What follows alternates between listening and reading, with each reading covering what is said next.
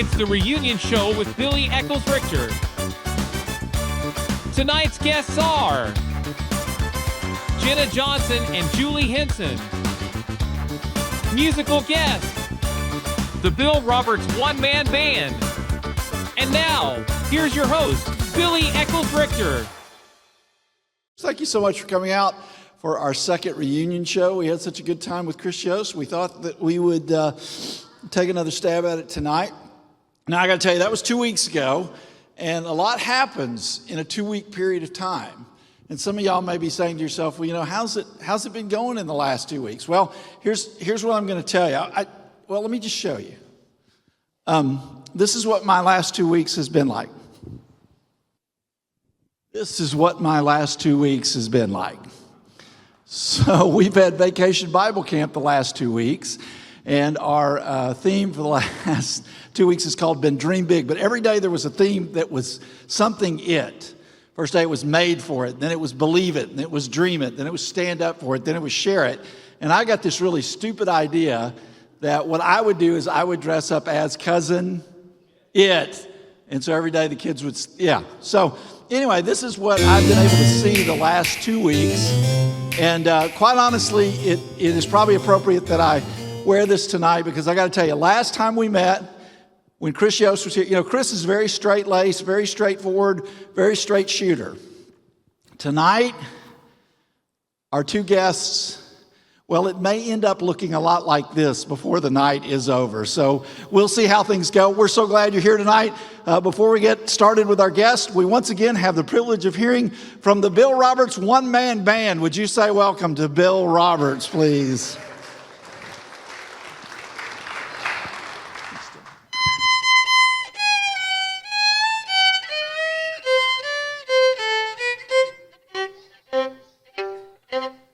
I started on a journey about a year ago to a little town called Morrow in the state of Ohio. I've never been much of a traveler, and I really didn't know that Morrow was the hardest place I'd ever tried to go.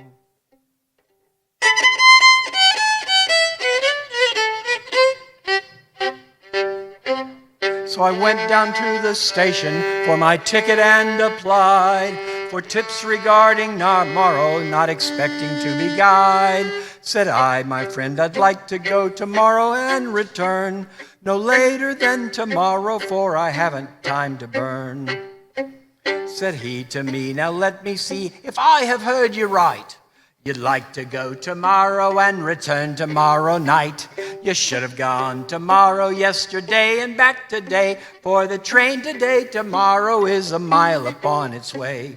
If you had gone tomorrow, yesterday, now don't you see, you could have gone tomorrow and returned today at 3, for the train today, tomorrow, if the schedule is right, today it goes tomorrow and returns tomorrow night.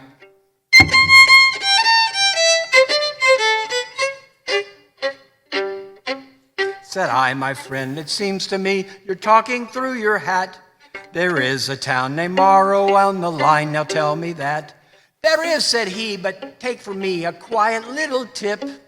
To go to here from Morrow is a 14-hour trip. The train today, tomorrow, leaves today at 8:35. At 10:30 tomorrow is the time it should arrive. So if to here from Morrow is a 14-hour jump, can you go today, tomorrow, and get back today, you chump?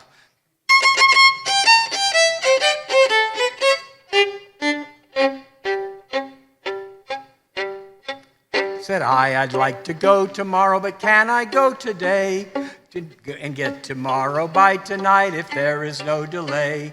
Well, said he to me, and I've got no more to say. Can get anywhere tomorrow and get back again today. Said I guess you know it all, but kindly let me say, how can I get tomorrow if I leave this town today? Said he to me, you cannot go tomorrow anymore today, 'cause the train that goes tomorrow is a mile upon its way.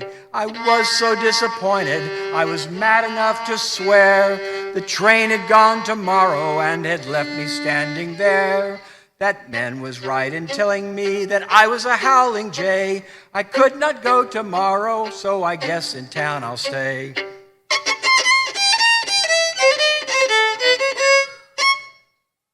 All right, I think. So, Bill, thank you very much. Bill will be with us at the next 2 reunion shows. So let's get on with it. We have some special guests with us this evening. You know them, you love them, and tonight we're going to just take a trip back down memory lane on a few things with them and hear a little bit about what they're doing in their life right now. But my first guest this evening is the pastor of the First United Methodist Church in Wiley, Texas. And she is one of our own, and we claim her. We look forward to seeing her tonight. Would you please welcome Jenna Morrison Johnson? Jenna, would you come see us? How are you? I'm well, thank you. Oh, come on. You got more. You know more than that. You're doing terrific these days, right? I mean, I guess it depends on who you ask. Okay. So Yes. Let's get the first things out of the way. You're at First United Methodist Church in Wiley. The only United Methodist I'm sorry, Church in Wiley United Methodist Church. Let's be clear about that. Okay. And your worship services are what time? 9 and 11. 9 and so you do have 2 worship services? 2 services. Okay. And so if any of these fine people who would never skip church at Grace Avenue, but if they wanted to see your fine work in sermonic form, where would they find it? www.wileyumc.org. Okay. Very sophisticated. Yeah. Nice. Yeah, really original. So we're really glad you're here tonight. You nervous? No. Should be. That's okay. We'll find out how things go here in just a minute. Great. So we like to always start, or I'm starting these things now with the old thing of how it got started and how it's going. Okay, so we're gonna take a little trip to that way. So you remember what year you started? 2009. Yeah, 2009. You were a junior at TCU. Mm-hmm. And you were a bright-eyed junior at TCU. I think of a picture of Jenna one of the first weeks she was here. There she is. Oh, look at look that at her. fresh face. Man, was she bright-eyed, bushy. But then we took a picture right after that of how she really felt about being here. Can we see that one, Preston? This was what, yeah, see, that was really what was going on in your mind. You remember could have this? been much worse. Yes. Yeah? Yeah. Yeah.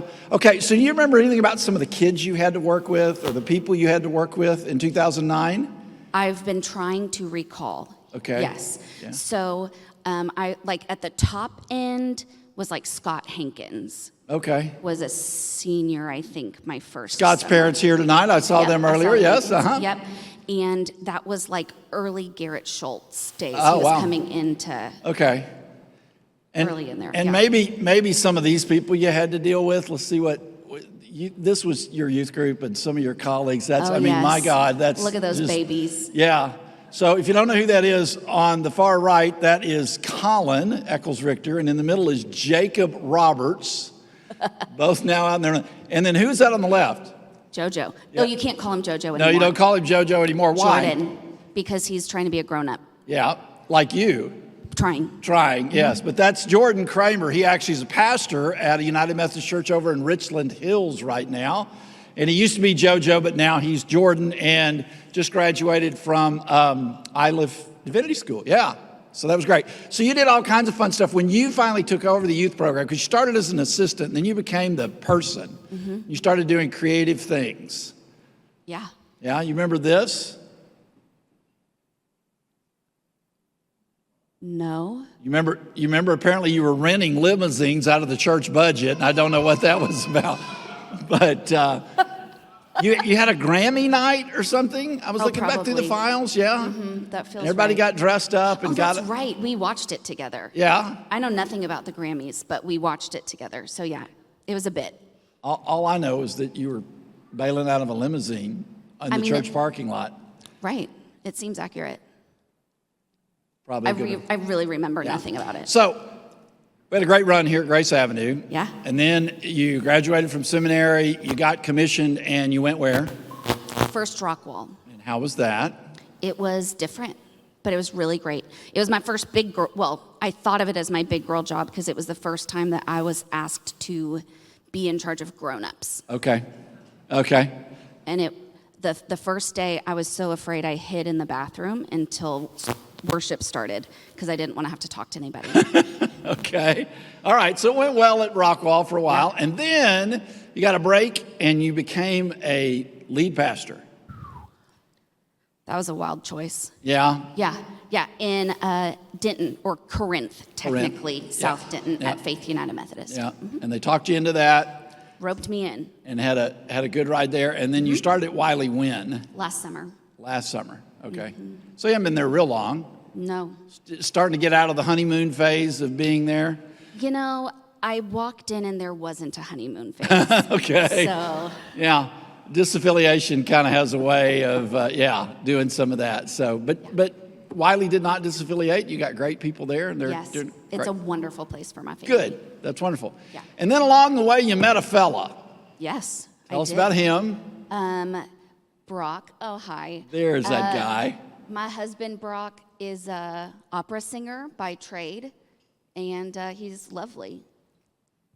What else do you want to know? He is lovely. I mean, look at that hair. Vouch for that. I know. And the smile and everything. Yeah. How'd you meet?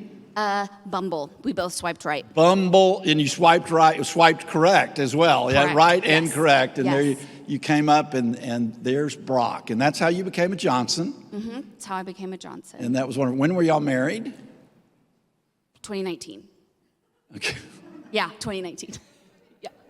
So you're I'm looking at Julie. She knows. okay. So how many years have you been married? 5. 5. Okay, good. That's good. You can do math. All right. And now along the way, we've had beautiful children. Yes. So let's see the beautiful children. Yes, look at those look at beautiful those children. girls. Who are these? My oldest is Molly Jean. She just turned 3 last week, which is insane. And Dylan Nicole is the little one. She's 18 months. Yes. Whopping 16 months between them. Yeah. Wasn't my finest choice. So, yeah. But they're very photogenic. They are beautiful. Yes. I think we got another picture of them. This was them dressed up. And then look at this. Yep. Just having a big time riding the tractor. Yep. All right. So in the big world of how it started and how it's going, let's see how it's going now. You tell us, describe this picture for us. That's realistic. Yeah. Yeah. What Brock wants more than anything in the world is for the girls to sit still enough so that they can all take a nap. So Molly's pretending to take a nap because she loves her dad, and Dylan's watching Minnie Mouse, and Brock is actually asleep. He is actually asleep there. Actually So asleep, yeah. Yeah. Do you get much sleep? No. There is No. not. We don't sleep through the night still. Most of the time, Molly wakes up and she has this thing where she says her forehead is wiggly. Yeah. And we have to put a Band-Aid on it. She wore a Band-Aid for 3 weeks straight on her forehead because it was too wiggly. So things like that wake us up about 4. Dylan wakes up and wants cheese. So Wow. it's a really magical time to be alive. It is. It absolutely is. Well, it's wonderful. And you know, it's wonderful to see generations. We look at those first pictures when you came here, and we think about the generations of people that are growing up. And how are they at church? The girls? Yeah. I Not lock- Brock. I lock them in the nursery. No, but so we have, I call them the church grandmas. You know, every good church has a list of church grandmas that are on a rotation through the nursery. And so they are well loved. And they know when they come in, they both get to pick out their donut, and they special order donuts with pink icing and sprinkles for my girls so they can pick up their donut. And then I bribe them to go into the nursery, and then I hide from them the rest of the morning. Well, Jenna, it's obviously going really well, and we're very proud of you. So part of the fun part of tonight is to get you and our other guest out here together. So let's spend a few minutes with her. So let's take a moment now. We're going to have our second guest come out tonight. Please welcome Grace Avenue's own Julie Richter Henson. Julie, would you come join us, please?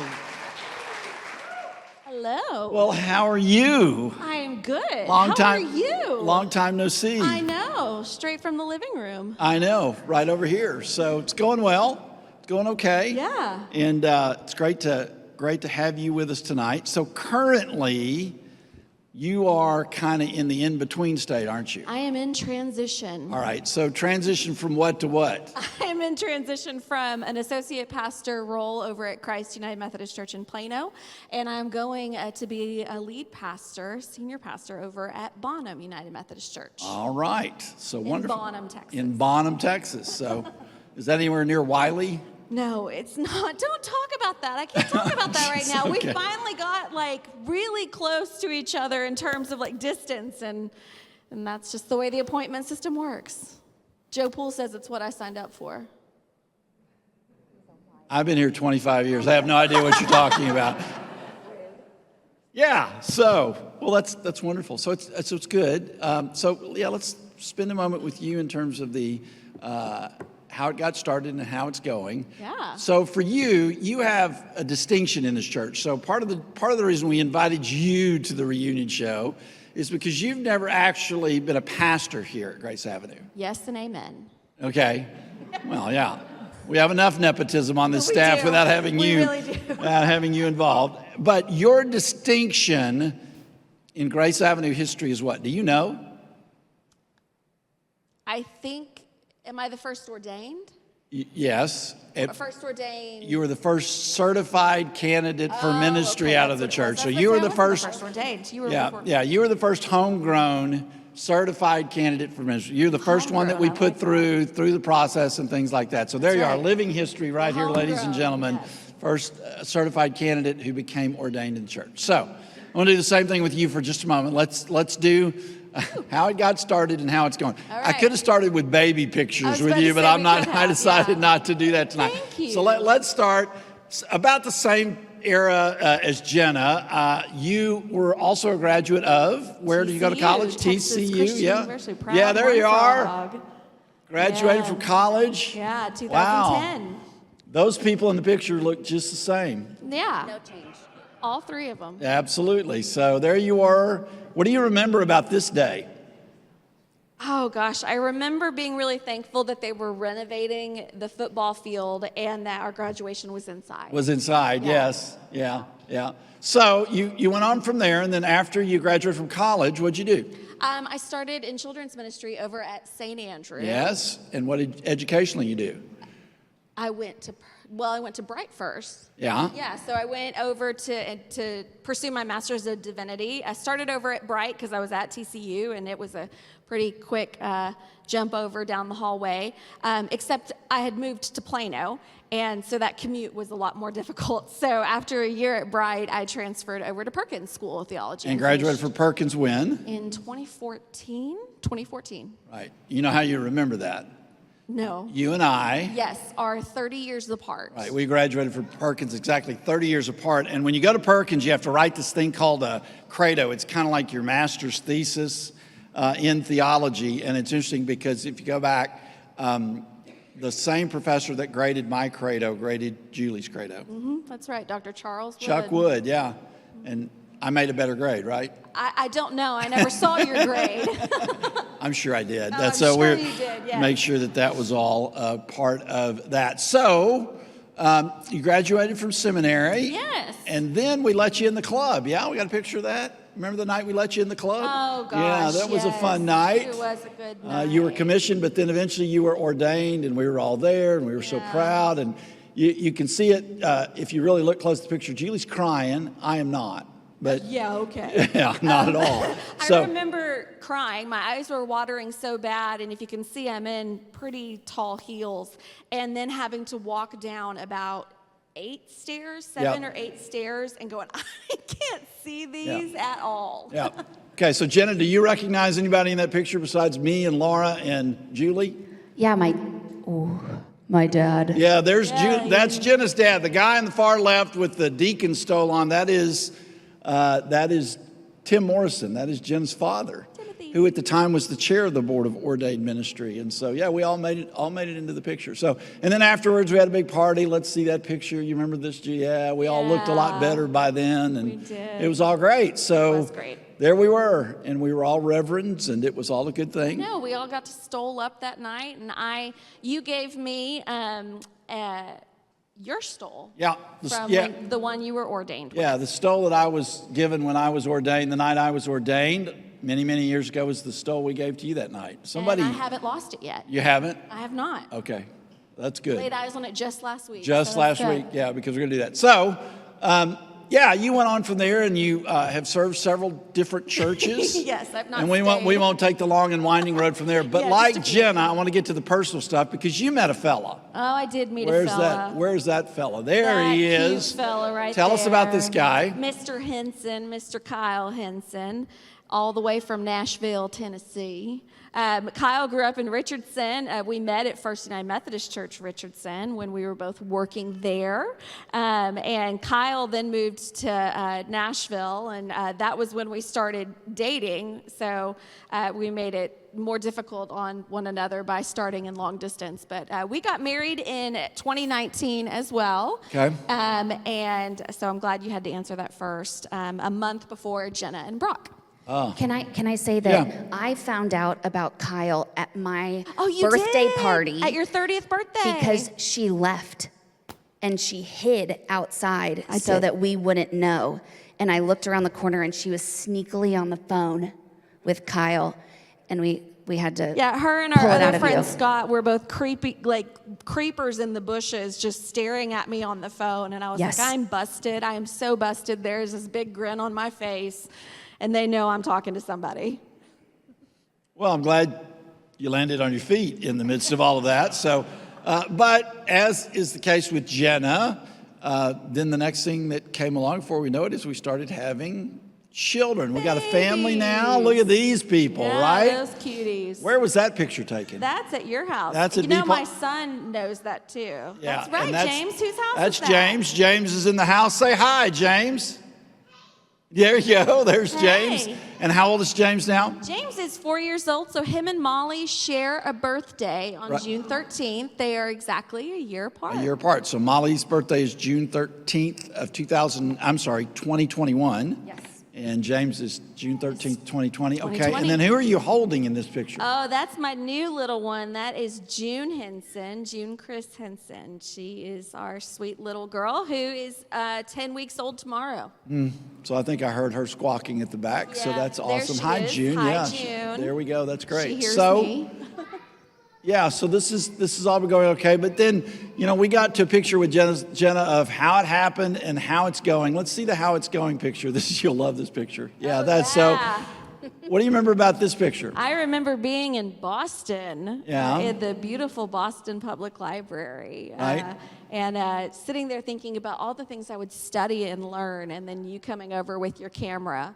And so I think that was my attempt at looking serious, while also being in overalls and a baseball hat. Every one of your siblings that went to school to a higher education after you, you've always wanted to just go and live with them and just, Yes, I have. Yes, I just want to go and be in college again. sorry, time to be an adult. I know, I had to grow up.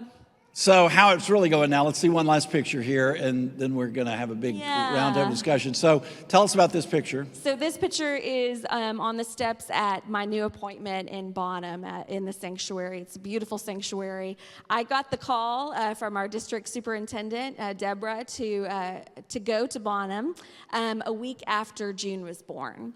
And I had my seating meeting, which is where you go and interview with the church and see if they like you enough to say yes to you coming there, when June was 2 weeks old, so the next week. And so it was certainly a day I will never forget, because I was I had just had a baby 2 weeks before.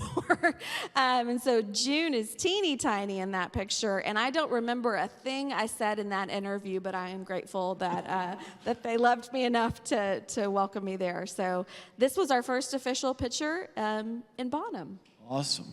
Well, great. Well, both of you have gone on to bigger and better things, and that's wonderful. I guess so as we kind of just join together for a few minutes, let's take a step back for a minute. How long have the two of you known each other? 2006. Yeah. That was freshman year of college. Yes. Yes. And freshman So year in 18 college, years. y'all were big buds, were you?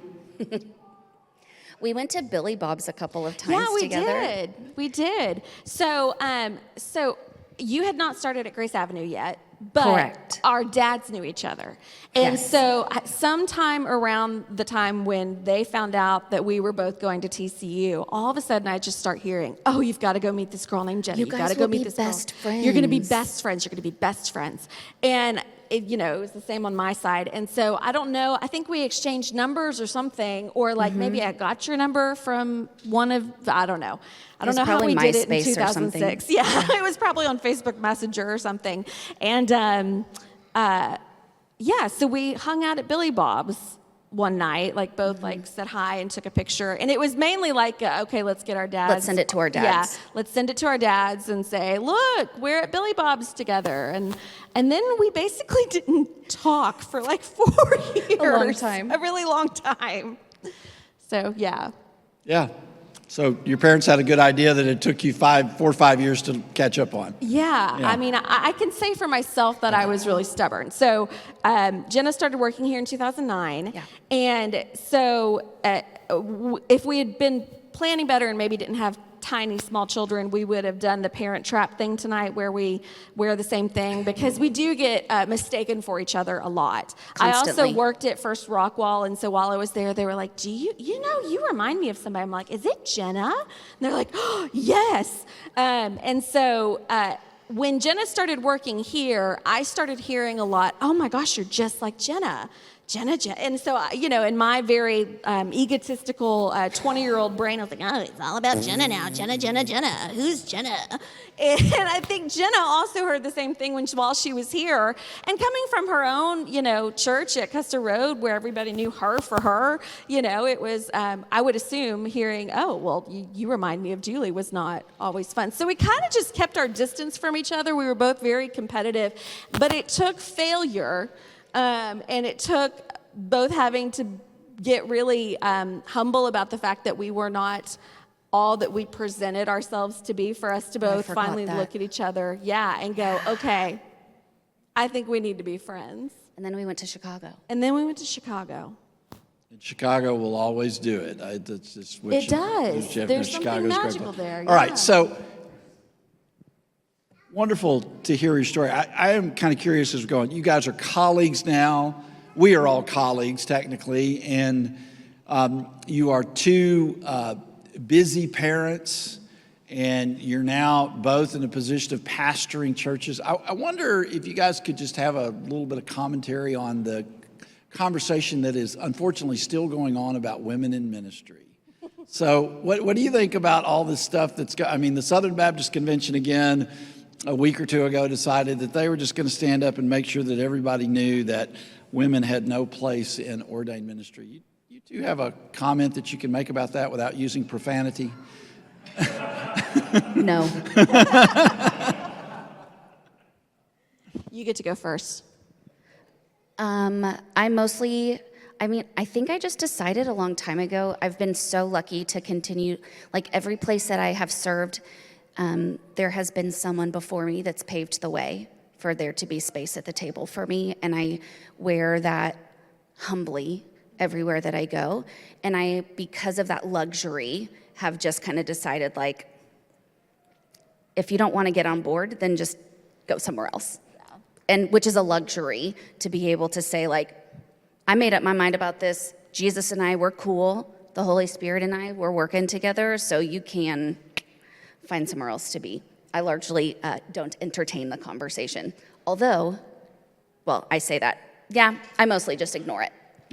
Yeah, other than informative and educational, I think we do some educating theologically in the churches that we are, so that our people can go and say, not only do I have a female pastor, but here's why I believe in female pastors and why women should be ordained and be able to preach and are called to preach. I think similar to Jenna, I stand on the shoulders of giants and women who have gone before me and already paved that road. And so I haven't had a lot of like just really horrible experiences where I could say, oh my gosh, somebody really treated me differently because I was a woman. But I do think that it's always still there under the surface, because that's where we are culturally, especially in Texas. in the Bible Belt. I think that majority of the other churches and denominations around us have men, and so if you are in a ministerial alliance or in a community meeting, or if you go to a conference that is not a annual conference of the United Methodist Church, you are typically going to go and be one of the only females, especially one of the only females that is ordained pastor. Yeah, I had a mentor who said to me about something unrelated, but that character always wins out in the end. And one of the things that I have just really tried to be intentional about from the beginning is setting the tone with the kind of character, the kind of person that I want to be, so that over time, I'm not making the argument by saying, I disagree with you, you're wrong, without having a fight, but that my intentional work towards being a woman of character, of which I can be proud, that stands the test of time, and that over that time, the people that I have been in conflict with, I'm the only female pastor in Wiley, Texas. Whoop, whoop. But I show up to all the things, and even with people who don't recognize my credentialing, who don't, there are people who haven't gone to seminary who are ordained, who have a hard time, but I just try really hard for my character to be the words, to be the lesson that is being taught.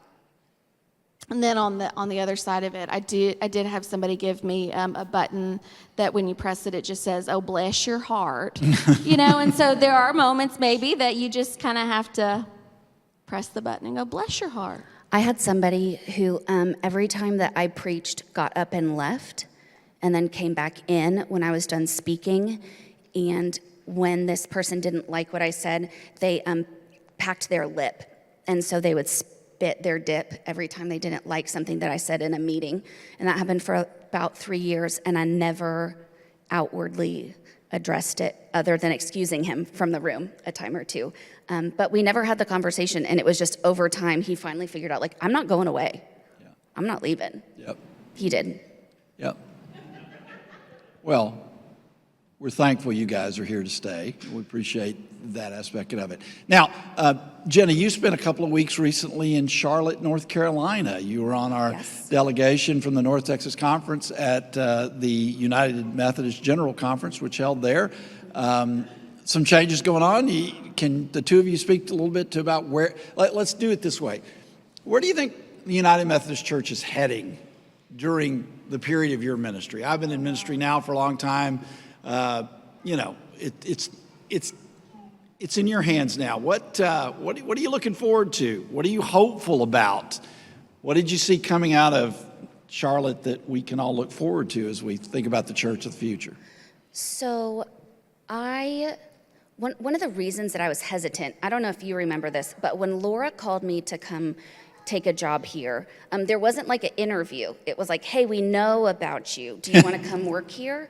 And I was working for some of your best friends, Allison and Marcus George, at 2 different churches at the time. And they were they're really good people, you should do it. And so that's how I wound up here. And I said to Laura, I will come work here as long as you don't tell me that I'm going to be a pastor someday.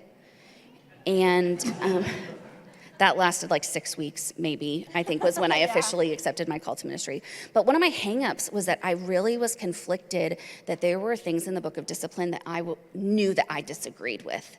And so for me, the work of my ministry was moving me toward serving on the delegation. That was something that from the time I decided to go into ministry, I knew that there was work to be done, and I believed that work needed to be done from the inside. And so that was a huge driving factor for me. So being in Charlotte as a delegate was more than just an obligation or something that I got elected to do that I wasn't certain about, but something that I felt deeply called to from the moment that I said yes.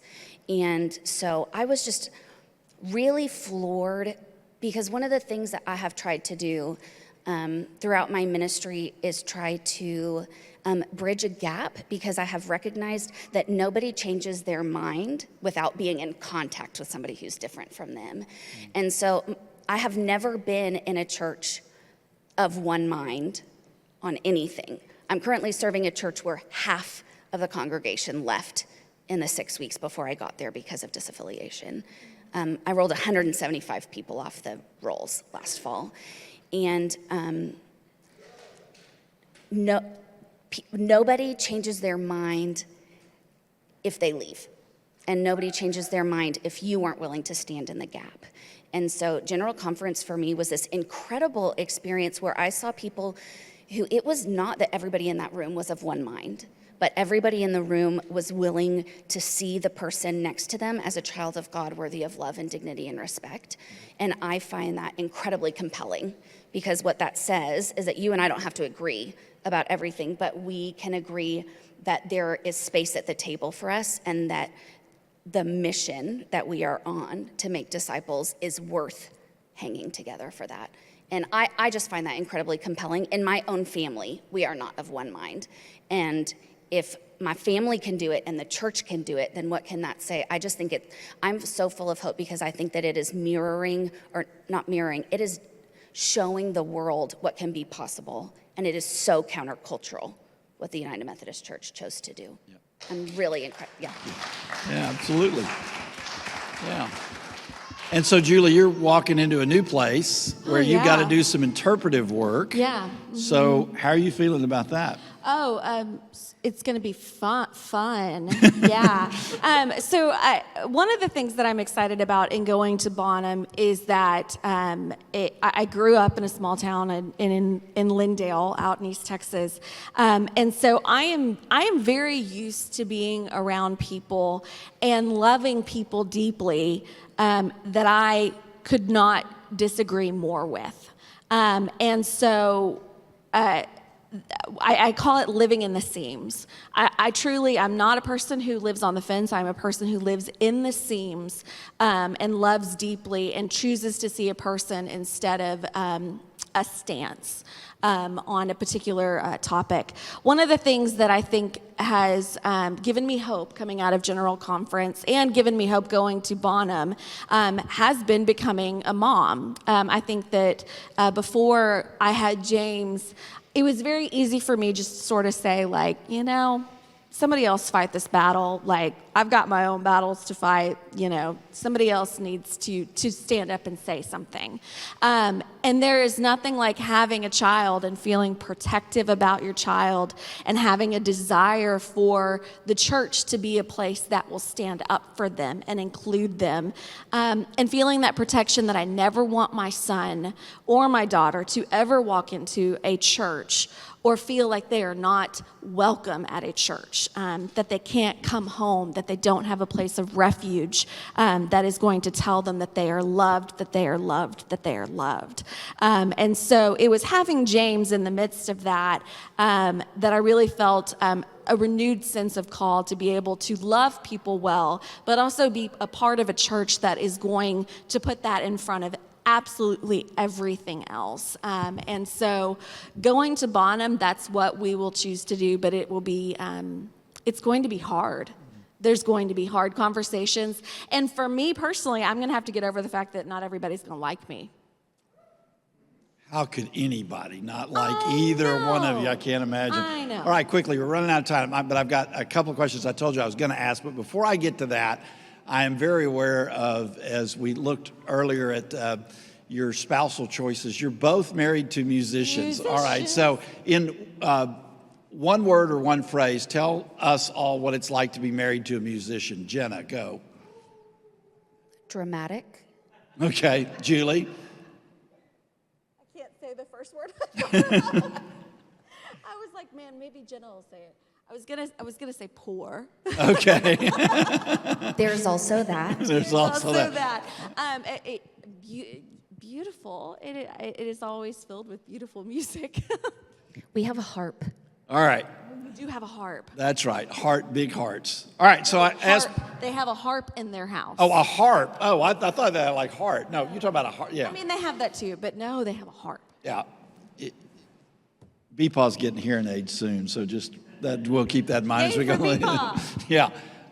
So I asked both of you when you came tonight. I told you I was going to ask you two questions. One, what do you remember about being at Grace Avenue? And you grew up here. You were on staff. You actually brought artwork with you tonight. Do you want to say a word about what you brought with you tonight? This was before a certain person became president.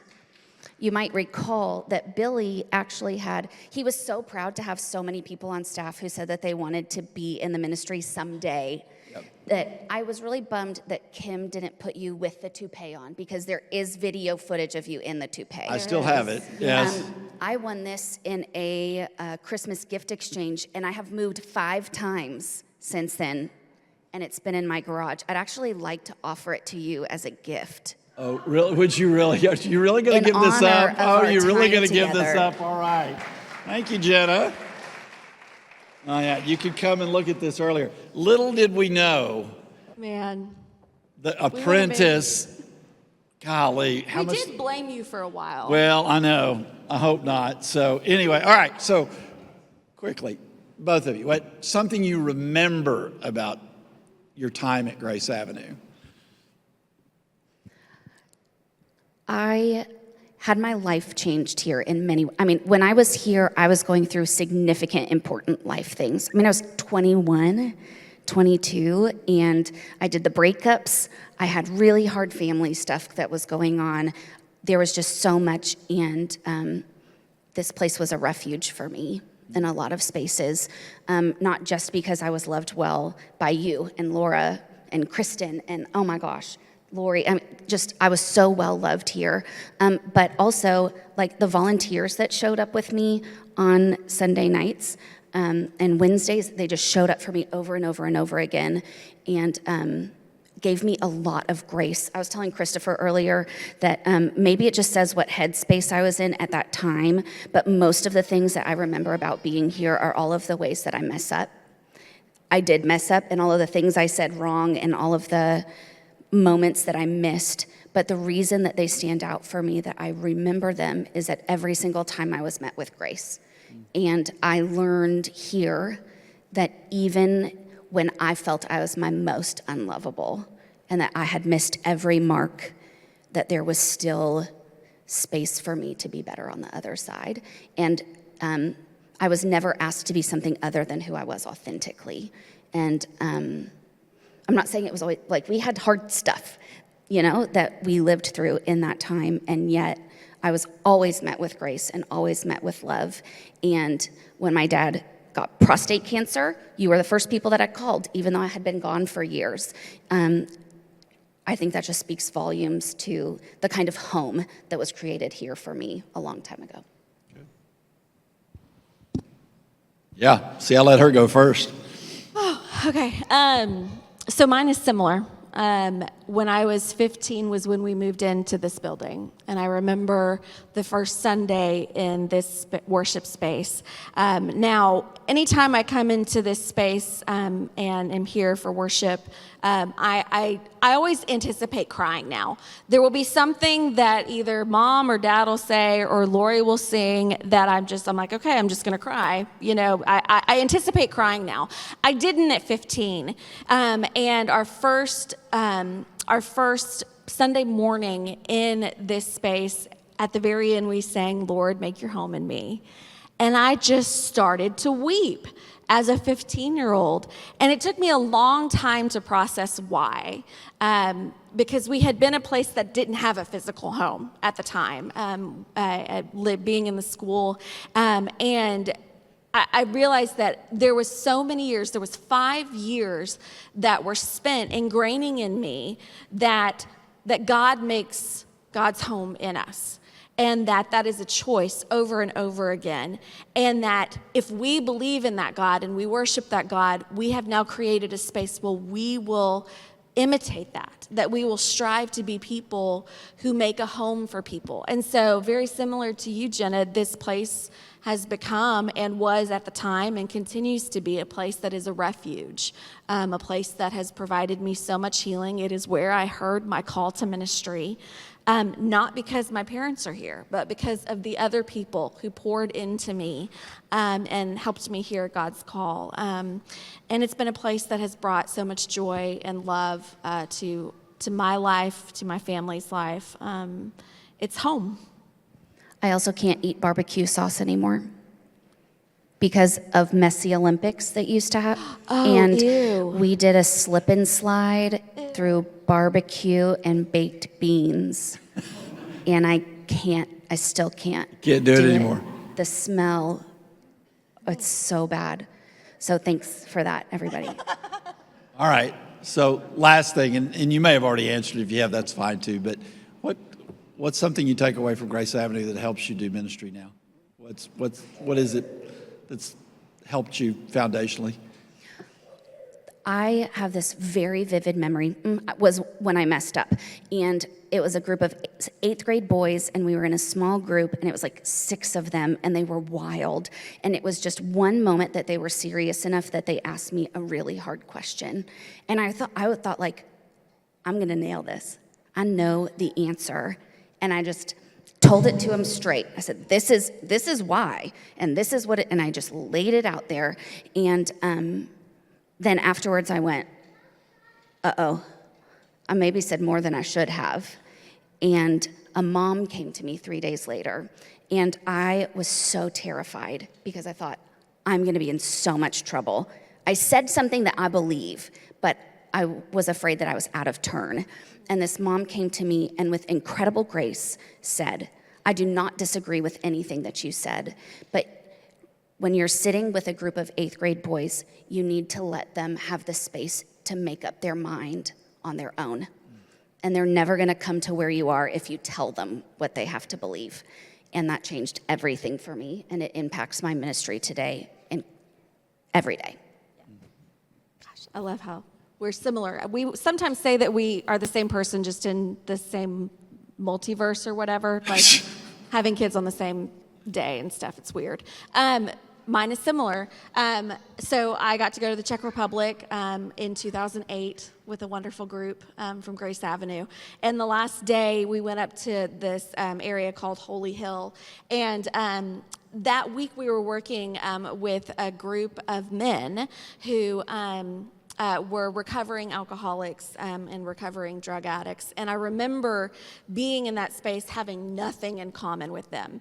I had always just been with people who were like me. We did not have the same gender. We were not the same age. We didn't speak the same language. And it was very much a Pentecost moment where you go and you start to work together, regardless of all of the barriers that are between the two of you. And what I have always said from that trip as I answered a call to ministry after that trip was that God was not calling me to have all the answers. God was calling me to be faithful. And that's something I take away here. Awesome. Well, I wish we had more time, but we have run out of time. Gosh, this got a whole lot more serious than I thought it would. So, we'll... You asked the question. I know, I did. That's probably my thought. But it's been wonderful to be together. We have...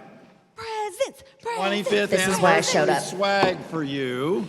So here's your swag bag. It's got a few things in it. And what I'll tell you is, I think we have hats. The hats are on order, so we'll get you a hat when they come in. Okay, but what I need you to know is that in there we have shirts not only for you, we have shirts for your children as well. So we want to make sure that your children are all stocked up with 25th anniversary stuff. It's been wonderful to have you guys here tonight. Would you say thank you to Jenna Johnson and Julie Henson? What a great night. Thanks for being here. Thanks to all of you for being here tonight. We're back July the 13th. We return. The Reverends Marcus Walmack and Joe Stovall will be here. And you think these two can get serious? Wait till this. Yeah, you're welcome to come back. I'm coming back. Yeah, you're welcome to come back and be a part of that. So look forward to seeing you. Lots going on at the church. Check out all of the things. Hey, if you brought your passport tonight, you want to get it stamped, we've got people here that will stamp your passport for being at one of the reunion shows. So thanks, everybody. It's been a great night. Y'all have a good night. Hope to see you tomorrow at church.